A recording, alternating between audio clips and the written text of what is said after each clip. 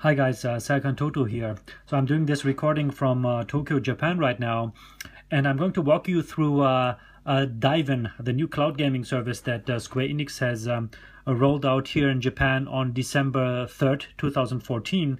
So today is December 7th, and I've been spending some time over the last few days with the service, and I basically learned that using it is quite easy.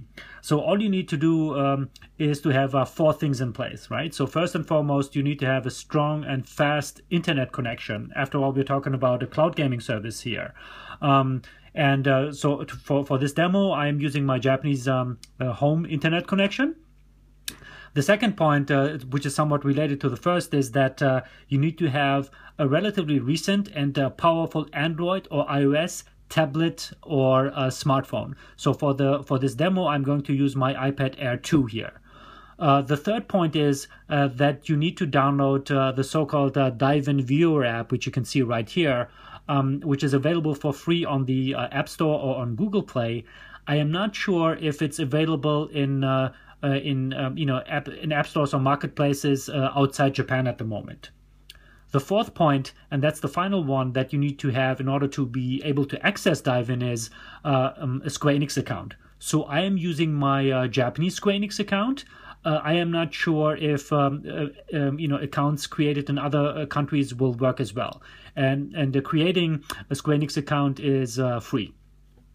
But once you have these four things in place, accessing the games is very, very easy. So you just tap on the app's icon, and this brings you, at the moment at least, to an initial selection of three games, which are from left to right: Final Fantasy VII International, Final Fantasy VIII, and Season of Mystery, which is an adventure game, right? And these games are, as the entire service, in Japanese only at the moment.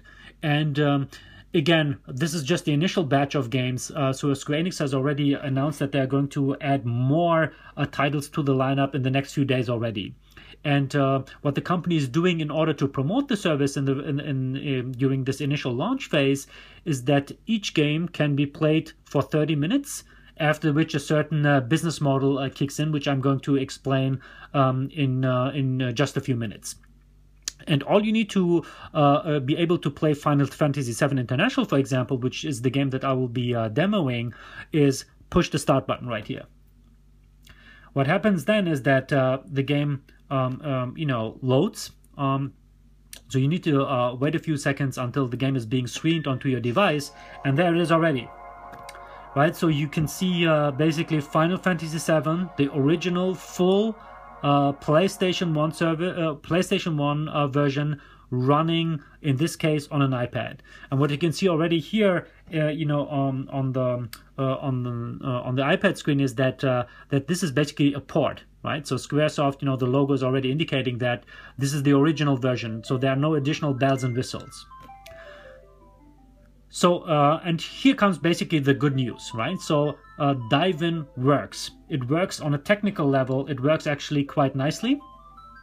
So basically this first version of Dive-In, I'm not having many problems with, just technically speaking. What I mean is that I do have two big points of criticism.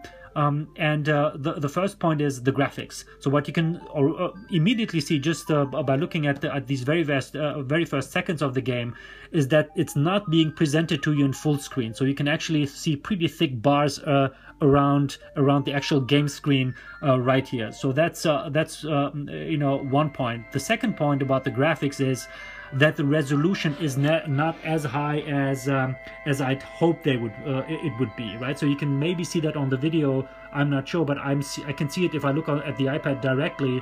That if you look at the word "final," for example, it's pretty blurry. So the resolution could be a little bit better. But again, it's just a first iteration of the service, and I hope that Square Enix will find a way to present the game in full screen with a higher resolution. And I can skip this intro sequence here and just jump right into the game. And this basically brings forth the iconic intro sequence of the game, right? And so again, technically it works. So you can see, the camera is basically panning around the night sky right here. There are no lags, no cuts, no noticeable disturbances of any kind. And of course, Final Fantasy VII is not a first-person shooter. It's not a racing game. It's not a fast-paced action game. But it is what it is. I mean, it's a role-playing game, and for that, it works very, very smoothly, actually. The point is that the second point of criticism is about the controls, right? So you can basically highlight the controls by tapping once on the screen, and then you see the control layout right here, which is a little bit awkward, right? So what Square Enix has been trying to do here is that they brought each and every button of the PlayStation 1 controller as an overlay onto the iPad screen, right?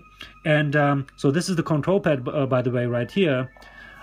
So the layout is a little bit awkward, and as another point that I would like to make here is that the design of the buttons is actually a little bit ugly, right? So these are a few points of of criticism that Square Enix could be looking into in future iterations of the service. But again, this is just the very, very first version of Dive-In right now, and for that it works actually quite nicely. So sorry about this. So this FMV cannot be skipped. With one reason being, with the main reason being that it's interactive, which you will see in just a second. So basically, there's a train arriving with Cloud and his gang, and Cloud, the main character, will jump off the train in just a second. But you can also hear it in the music, right? There are no cuts and no no disturbances of any kind. So it's actually also, the music is running pretty smoothly, which is actually quite nice. I mean, it's amazing, right? I mean, you have Final Fantasy being streamed on your tablet in this case. So you can skip through the dialogue by pressing A, and here you can control Cloud, right? Just like essentially just like on the PlayStation 1. You can make him run by pressing the control pad and B at the same time, by the way. So here's the first battle sequence. Again, thankfully no lags or anything.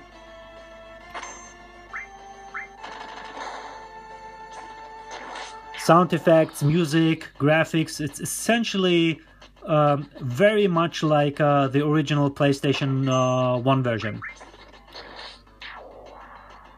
So this was a very, very easy fight.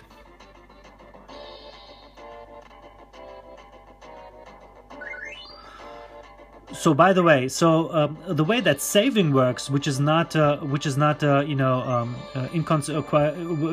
inconsequential in the case of a role-playing game, is that you can save the game just like in the PlayStation version, and you can pick it up later on your tablet, for example, in this case, or if you if you log into Dive-In on a smartphone later, you can pick up the game from your smartphone and continue playing there. So it's actually quite nice. And what I meant by a resolution earlier, right, is that what I hope that you can see a little bit more clearly here is that you see the stairs right here, which are a little bit difficult to see in my opinion, right? And here's a door through which Cloud has to walk in order to progress in the game, and it's a little bit difficult to see, right?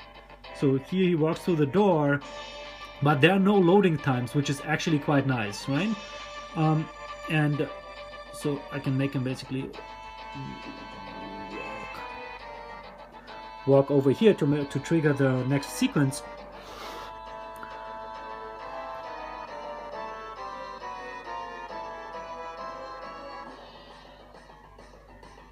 And you can skip by tapping A again. And another point is that you can tap on the touchscreen as much as you want. This will not work.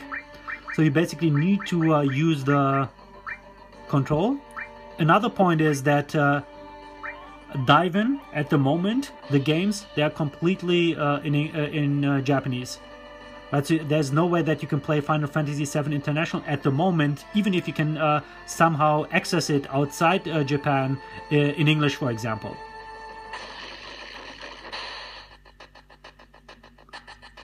Yeah, the music is just awesome as on the PlayStation 1, of course. So let me keep Barrett's name original as well.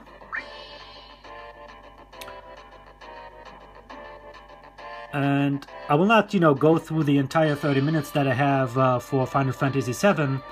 But what happens after the 30 minutes are over is that that you can subscribe to each game. You cannot subscribe to Dive In as a whole and access every one of the games during that period. But you have to basically subscribe to each game within the Dive In service individually. And in the case of Final Fantasy VII International, you can rent it for 3 days, for example, or you can subscribe to it for 3 days, and it costs you, I think, in dollars about $2. You can also, subscribe for 7 days, for a month, and up to a year actually. And a year costs, I think, around $11 or $12. So I don't really know why you would want to subscribe to a game like Final Fantasy VII for a year, but you can if you want to. And for Final Fantasy VIII, for example, you need to, if you want to subscribe to that game as well, you need to pay separate fees, right? Which are quite similar to the ones that I just described.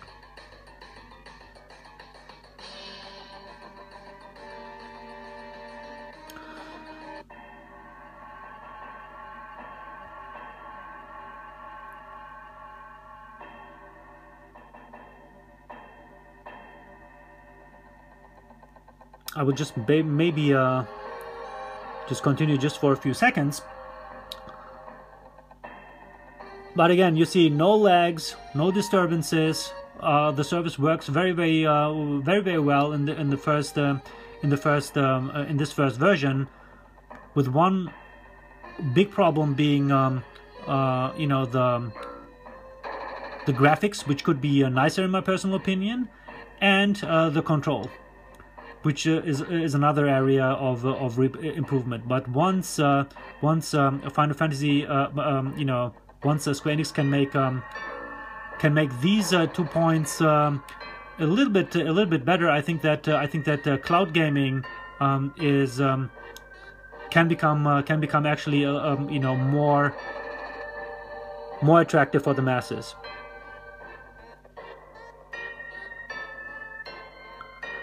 Yeah, but there you have it. Final Fantasy VII International being streamed on a tablet. Thank you very much for listening.